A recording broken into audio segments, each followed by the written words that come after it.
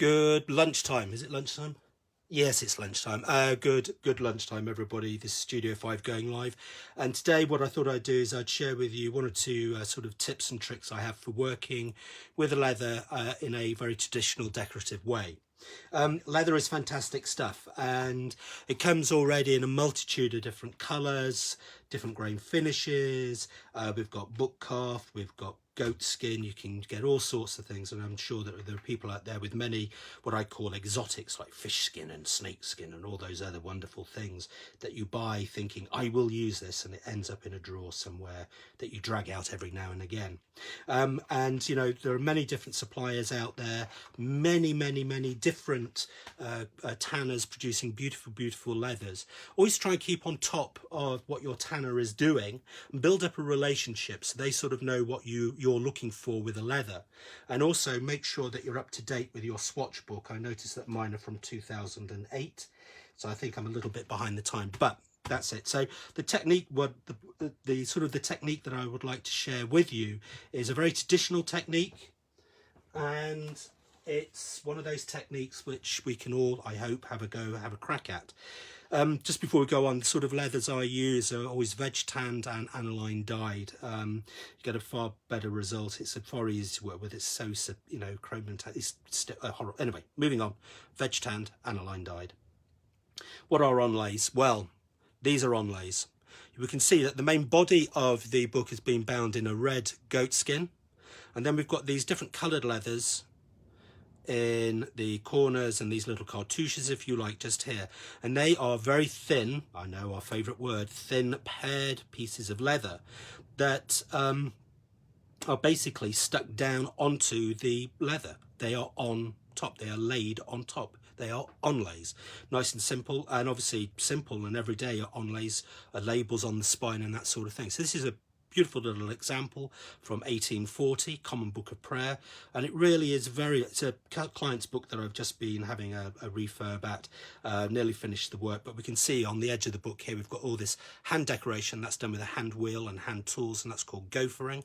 Very beautiful, very nice. It's a sort of a nice example of this particular style of binding and is extraordinarily common for this date, but beautiful little techniques. What I'm going to do is I'm going to be showing you how I go about doing these things.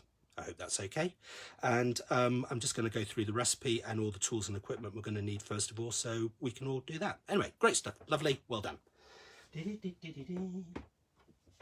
So the first thing you're going to be needing, of course, is your leather. Now, here's a tip. When you do buy your leather, be aware that you are paying for every bit of it. Even these little scraggly bits around the edge, you are paying for. My tanner assures me that all the holes are free, and I have to take their word for that, though sometimes I don't know. Anyway, moving on.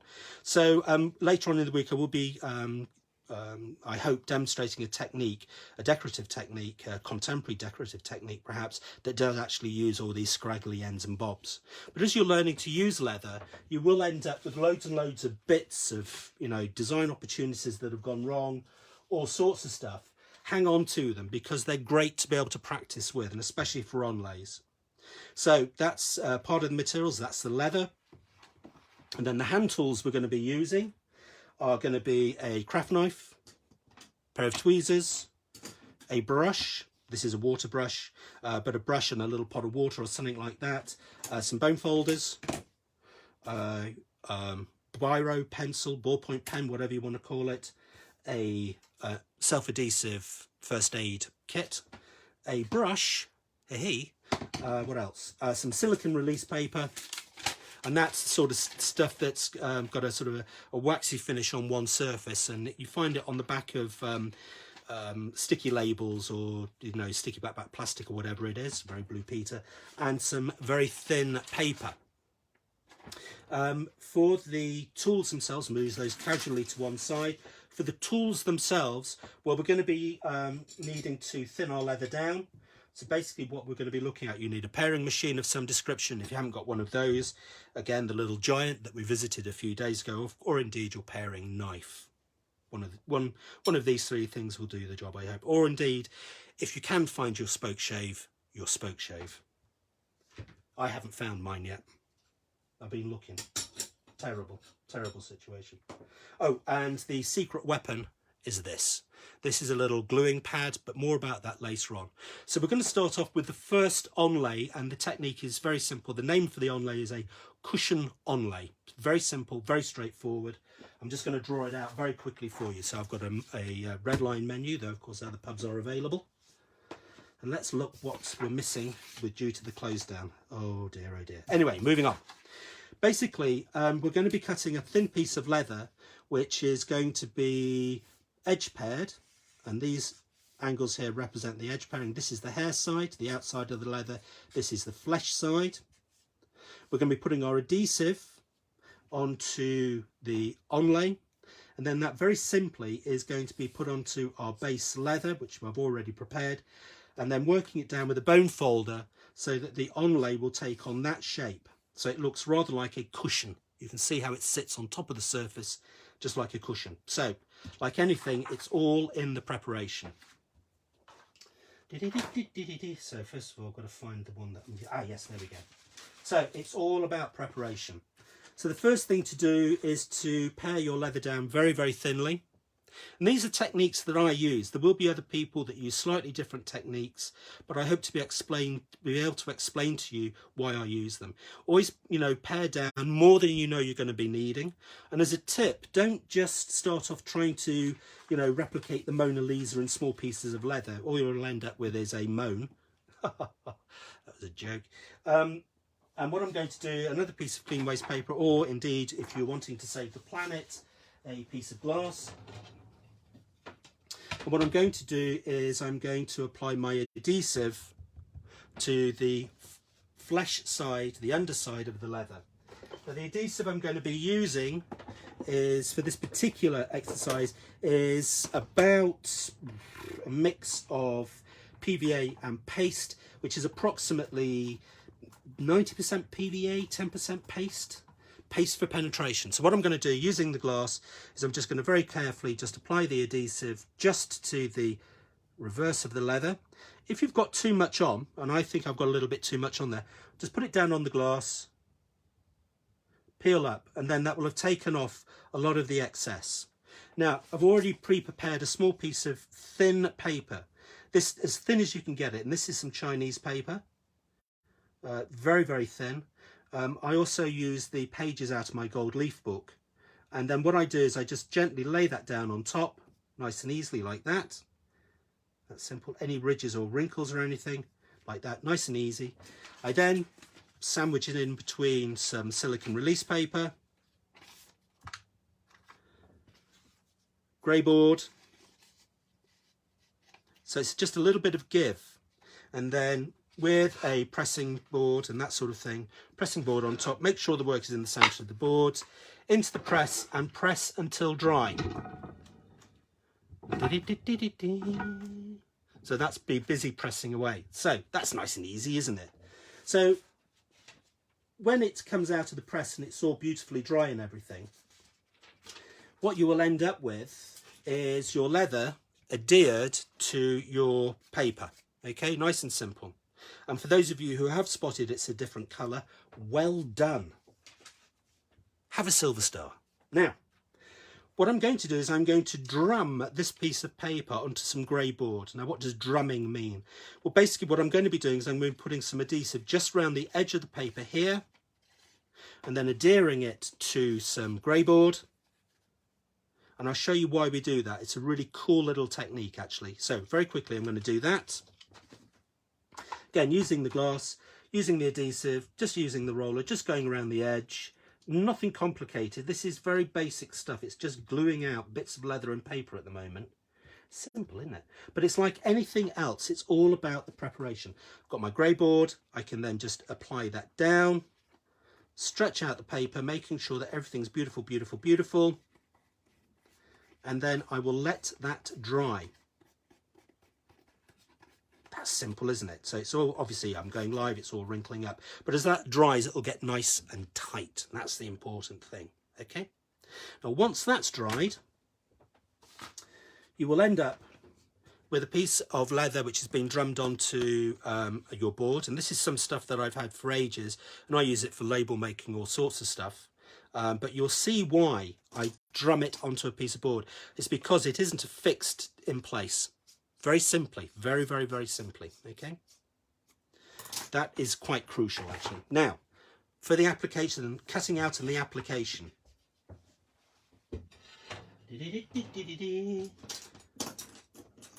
I've got my craft knife. Now, the secret to this is to edge pair or bevel the inside of the cut.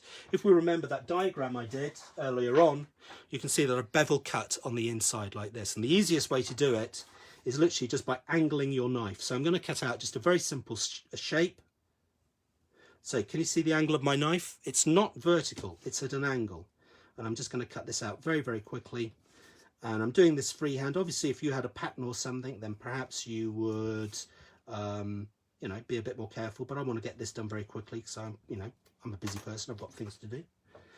And you can see from this, I hope, that the edge has been paired off. It's a very simple technique, and that's just edge beveling it.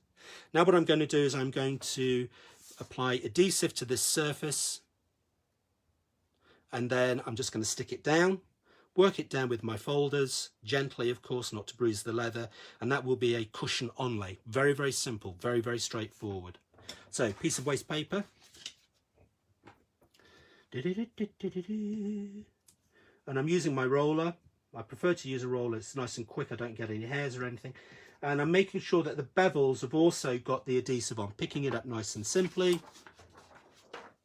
And then obviously in an artistic way, positioning it very carefully. And then through silicone release paper, the shiny side down, using initially my thumb, I'm just going to work that down so that the bevel edges are going down onto the leather, just like a cushion, just like the diagram. And then I'm going to consolidate, either using a Teflon folder, bone folder, bamboo folder, whatever you've got. And then I'm going to really make sure that those bevels are going down as well. Now, you don't want to overwork it because you may bruise the leather, especially if the leather's thin. Work it down, and that is all there is to a bevel or cushion onlay. We can see that that's down nice and neatly, and that's all there is to it. I tend to work with my cushion onlays on the book once it's bound. It's a lot easier to do, and especially, you know, if you're working wet, which a lot of bookbinders still do. I work dry, but that's another story. It saves all the designs and everything lifting up. And obviously, then when it's all dry, then you could tool around the edge, do whatever you want to do. So that's a cushion onlay. Very simple, very straightforward. We're now going to be looking at two variants of the onlay. This is where it starts getting interesting. And this is where I need a little bit of luck. Okay, now, we're going to be looking at back pairing onlays. Oh dear, I hear everybody say. Now, it is extraordinarily simple. First of all, pare your leather down or get your leather thinned to the thickness you want it. Okay, nice and simply. Then you pare out your onlay leather. Okay, nice and simply. And again, this is so thin I can see through it. A good tip is with your onlay, make it about 1/3 of the thickness of your as your covering leather. So if your covering leather is 0.6 of a mil, this should be about 0.3, 0.2, something like that. Now I'm going to be cutting out a shape. And what I'm going to be doing is I'm going to be working on grey board. Don't work on your cutting mat because we're going to be cutting at an angle. So I'm going to look for my craft knife. I'm going to be cutting at an angle. And of course, if I cut through at an angle on my cutting mat, I'd end up with all bits and slithers out of my cutting mat. Keep moving the leather so you're not getting into a tram line. Obviously be very, very careful of what you're doing with the blade. I'm sort of got a rough idea of what I'm doing, but always try and keep your fingers behind the blade or get the blade into the board and then cut so you can get a hold of it. So now again we've done our very freehand edge beveling, nice and simple, very straightforward, easy peasy, lemon squeezy. And then what I'm going to do is I'm going to apply the adhesive to the hair side once again. And then I'm going to pop it down onto the leather and give that a good old press. Now, if you're working with smaller pieces of leather, like this little bit here, and if you've got chubby fingers like mine, this thing is very useful. What you can do is you get your adhesive, and you roll it onto a surface. This is just a bit of Perspex. I've had this for a little while. You can see the build-up. And then using a pair of tweezers, lay your onlay onto your little pad. Then through a piece of silicone release paper, looks desperately for a piece of silicone release paper, find some, oh, it's all in the preparation. And then just rub that down so that the adhesive is being transferred to the the flesh side of the leather. Pick that up, and then very simply pick up with your tweezers once again, and that will leave the adhesive onto the surface. We can just pop that down again, consolidate through silicone release paper,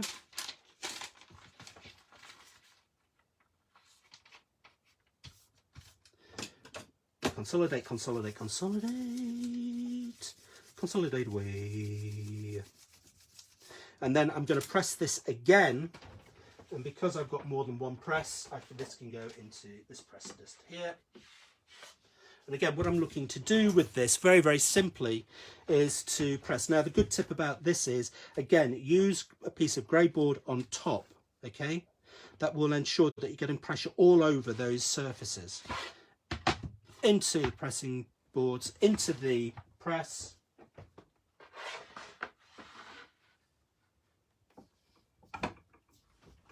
And leave until dry.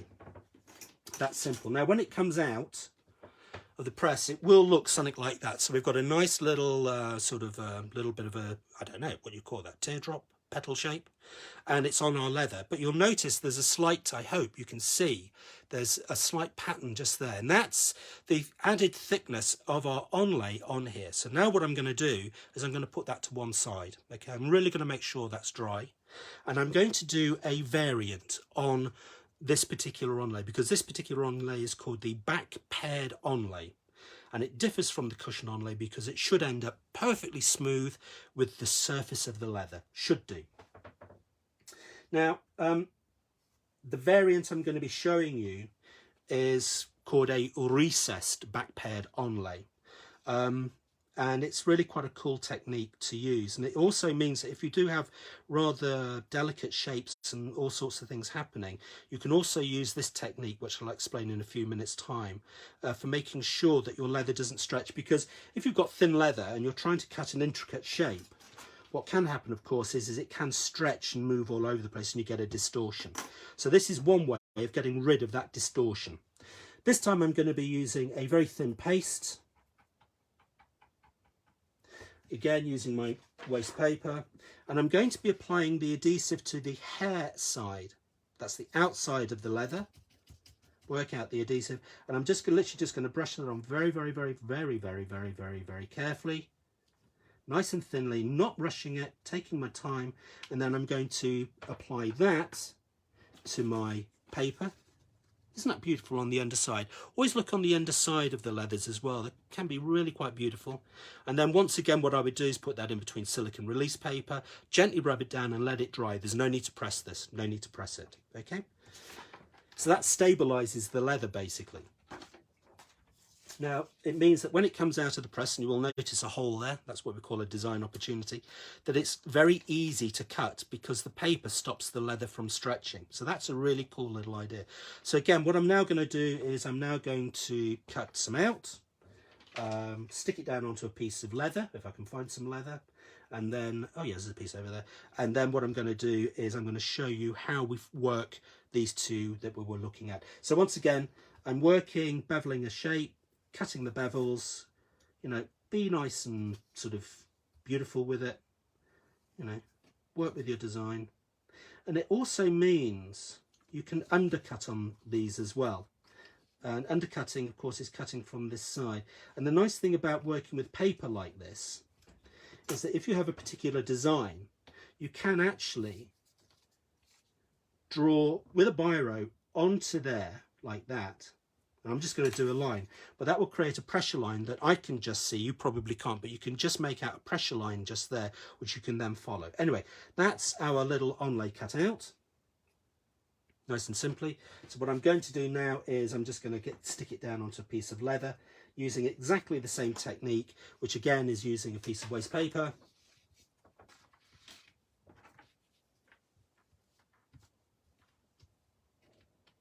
Look, pick that up and stick it down. Look at that. Simple, isn't it? Now you'll notice that the leather that we are applying these particular onlays on is not stuck down onto a board. There's a very good reason for that, which we're going to be looking at now. So once again, silicone release paper, in between silicone release paper, pressing board, piece of grey board on top, into the press, and press until dry. When it comes out, it's going to be looking something like that. Obviously, again, we've got this sort of finish here, and you can just see the discoloration of where that particular onlay is on the back here. Okay, so we've got basically two of the same thing. One has got a paper on the surface and one hasn't. So that's nice and simple. God, look at my hands, don't they get dirty? One of the problems of working with dark leathers, your hands will get very dirty. So I'm just going to press the one that I've just done. Gas mark 4. So that's pressing away. Now, here comes the fun bit. I say fun. This is where it can all go very, very, very, very, very, very, very wrong. What I'm going to do is I'm going to set up my little pairing machine here. Though, of course, other pairing machines are available. And what I'm going to be doing is I'm going to be removing the leather from this backside here so that the leather onlay gently sinks down into the surface. Okay. First thing to do is get the blade set at the correct thickness, and I hope you can see what I'm doing here. I really do. If I move this way, then perhaps we can see even better. There's an idea, Mark. Let people see. So what I'm going to do is I'm going to feed the leather in, again from the back, and I'm making sure that the onlay is on the undersurface. Feed that through, and then what I'm going to do is I'm just going to pair this through, and you can see, I hope, I just continue pulling that through, that the leather we've taken off is literally this piece here. It echoes the shape of the onlay. So take it down, keep feeling it, make sure it's nice, you know, it's getting to the thinness, and then you stop basically when everything is beautifully smooth. And that is beautifully, beautifully smooth. So that's how to make a paired onlay. Very, very simple, very, very straightforward. Okay. Take the blade down incrementally, little bit by little bit, otherwise you can end up with huge gash marks in your leather. Now remember, this is the onlay that's got the paper surface on here, so it's you know, it's thicker. Okay, so I'm just going to bring my blade up a fraction. I'm going to use my smiley brush. Isn't that sweet? Isn't it cool? I like that. I got that from Stockholm. Anyway, I'm going to feed it through again, making sure that the I'm not going to be taking any of the body leather off.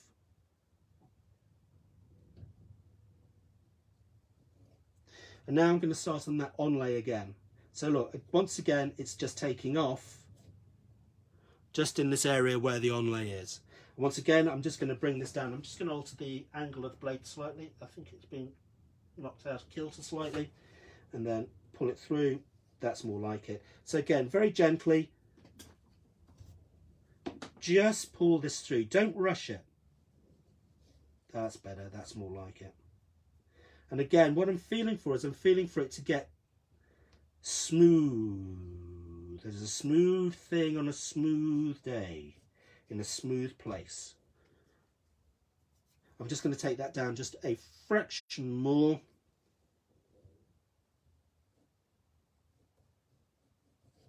Perhaps a tiny little bit more. Again, it's just this feeling of what's happening with the blade, feeling what's happening with the machine. Now, of course, you can do this with your paring knife, your little giant. You can do it with your spoke shave, whatever it is you use. But you can see now, well, perhaps you can't see, but, well, I can feel, you can't. That's the beauty of me being here and you being there, is that it's now really, really smooth. Okay, so nice and simple.